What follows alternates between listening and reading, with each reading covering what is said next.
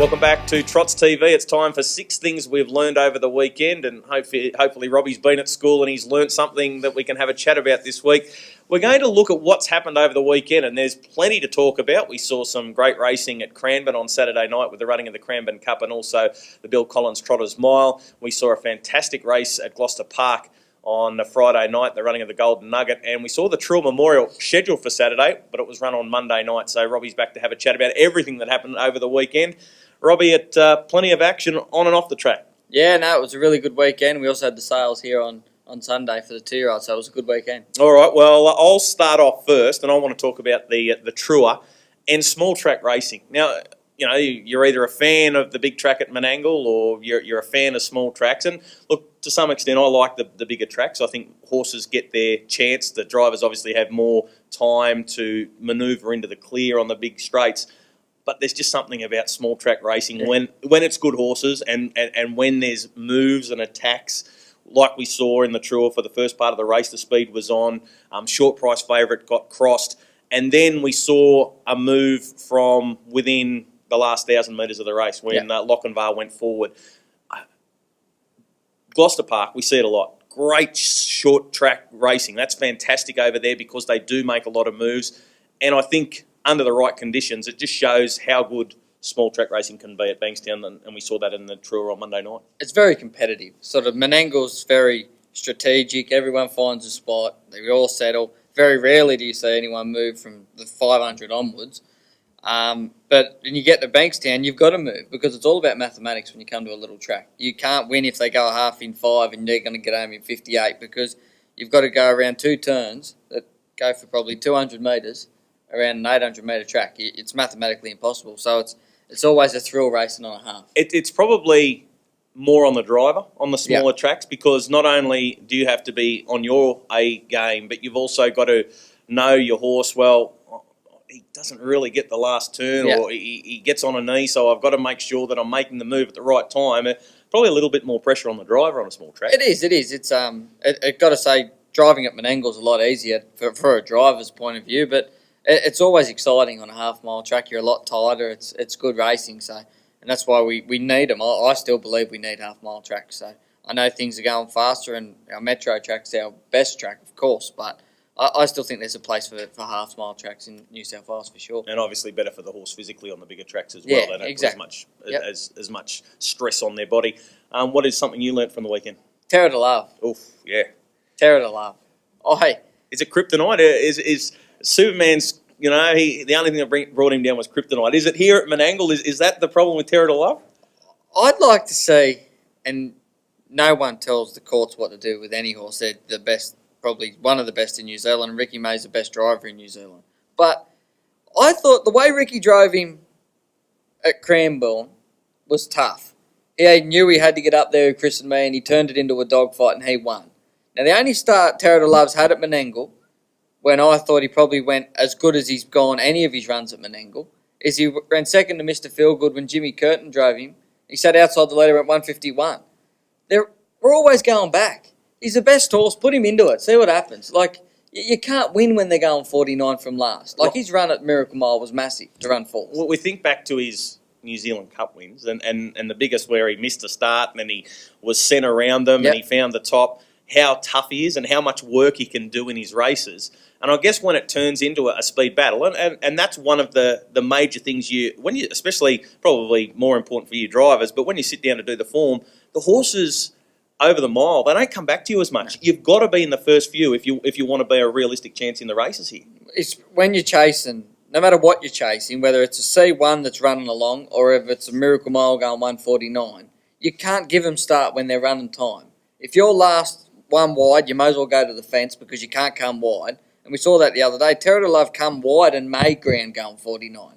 I would have loved to seen him being just rolled out of the gate and lobbed there first over because it just seems like, I don't know, I know they sit there and say, he's always driven quiet early, but You can't drive them quite early when you're in a Miracle Mile. It's a mile race. So you're putting your hand up for the drive if he comes back next year for the Miracle Mile because you'll drive him aggressively. No, I don't know about that. I think Ricky May will do the job, but no, I just think that that's something they should try. Yeah, for sure. I want to have a chat about the race at Gloucester Park on Friday night, the Golden Nugget, Liberty Bell Midfru. She was an outstanding filly. She won the WA Oaks. She came across from New Zealand with a massive boom. I remember speaking with Mike Reid when I was over in WA, and he was saying she's right up there with all the good horses I've ever had. And to see her on Friday night do as much work as she did, kick away, have a couple of nice horses chasing her, and to still hang on, she is the real deal. To see a mare compete against the boys and prove too strong is always impressive. But she didn't get any favours on Friday night. She was forced to do a lot of work. She handles those small tracks really, really well, and she can sit wide. And it'll be interesting to see if we ever get to see her on a track like Menangle, how she would go and whether she would have the speed. She looks like she does, but she obviously races so well there at Gloucester Park. But that was a really good drive, really good training performance. She's been in work for quite a long time. Like, she obviously went for a spell after winning the WA Oaks, but then they brought her back, and she's been racing month in, month out. So really good training performance and a really nice mare. Well, I think it'd be, I believe, the way they race at Gloucester Park, and it's credit to Gary Hall Seniors and the Reeds and that sort of stuff, the Bonds over there, they race so hard. Like, they run times that nowhere else in Australia runs those times around a half-mile track. And to get them horses to back up week to week, and they do it a lot. You see a lot of their horses race week to week over there, and it doesn't seem to worry them. So they've got whatever they do with them during the week down pat. Yeah, no, that was a very impressive performance, and I think we'll see more of Liberty Bell Midfru winning some bigger races. What's another thing you learnt from the weekend? I'd like to give a congratulations to Nicole and Dean Melander. They've sort of thought that there was better opportunities in Melbourne for a lot of their trotters and their horses and their family, their young family, and they've took a risk, which always is a big step. And they had their first couple of starters in Melbourne since sort of moving that way. They got a winner on Friday. Young Cameron Jones drove the winner on Friday, and Keystone Dell come out and did his thing again Saturday night. So I think it's a credit to them with the amount of travelling they've had to do back and forth, work the horses in between. They've got 3 beautiful kids. It wouldn't be easy. So I've got to say full credit to them, and Blake pulled out another perler once again. Just with Nicole and Dean, they were obviously training their winners. They had some nice horses here in Sydney, but they've made the decision to go to Victoria. They're about 30 minutes away from Melton, where they're going to be set up. They're hoping to improve the size of their team. They want to get up to about 15 horses. Big gamble, Yeah. but I guess when you've got the best trotter in the country, you've got to go where the races are and where he can race constantly, where you're going to have to be going to race in the big races. That they obviously weren't happy with a few things that was happening here in New South Wales, and they've made it quite clear they're not happy with the handicapping system for some of their horses, especially their paces. So when you throw in on top of that they need to be where the big trotting races are, you can understand why they've gone south. Well, I think you look at, and nearly every second week there's a free-for-all trot on. Not being hard, but because there's so many trotters in Melbourne, they have T1 to 2, T3 to 4, where in Sydney we have a T2 or better on a Tuesday and a TO to T1, and on a Saturday night it's a T2 or better. Now, to make Keystone Dell not win everything that New South Wales has to offer, our handicapping system has to make it that most races are standing starts. Therefore, Keystone Dell can't really go. He can go in them, but he's going to be off 150. He's handicapped out of it. Yeah. That's probably Dean and Nicole looking at it saying, well, that's not good for us. But trainers like me that have got Triumphant Monarch, me and Kaz, we're looking at it saying, well, we don't want Keystone Dell anywhere near us. Yeah. So it's probably the devil in the deep blue sea, really, and they've made the decision, and I was wrapped for him to have a good result on Friday and Saturday. Last thing I want to talk about from the weekend, this didn't happen on the racetrack. Well, it did, I guess, the trialling sale. It was the first time I'd attended the sales, watched all the horses trial, and then was there while the horses were being sold. I'm amazed that there aren't more young trainers looking to go and buy some yearlings. And obviously that's a big financial outlay, I understand that. And there is some risk involved because you're not sure whether you're going to get the money back. And, obviously the trialling sale's not for everyone. But Ricky Alchin did a fantastic job. I think Yep. he's only got 2 left from his draft that he was putting through on Sunday. And then Greg Payne does a fantastic job, brings the right horses over from New Zealand, pays for them to come across, and sells his horses for good money. And Ross Pike, he's a freak. I think that was the second time in the last 3 years that he's had the top lot. That Sports Rider filly bought $85,000.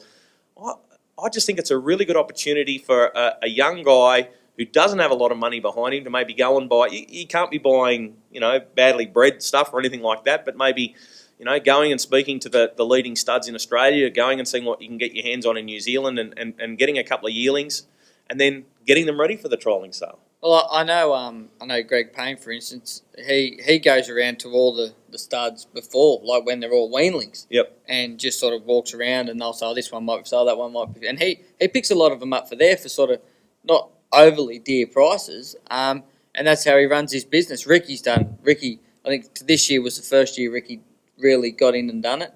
And done it to a T. I think he sort of had the website and the Facebook, and he done every little promotional thing that I think we should see more of in harness racing, especially in New South Wales, to lift our sport. And he done a great job, and I think we ended up with a couple of his lots, and they were all come home, and they're all beautifully mannered horses. So Ricky's done a treat with his horses, and you probably hit the nail on the head when you said the financial.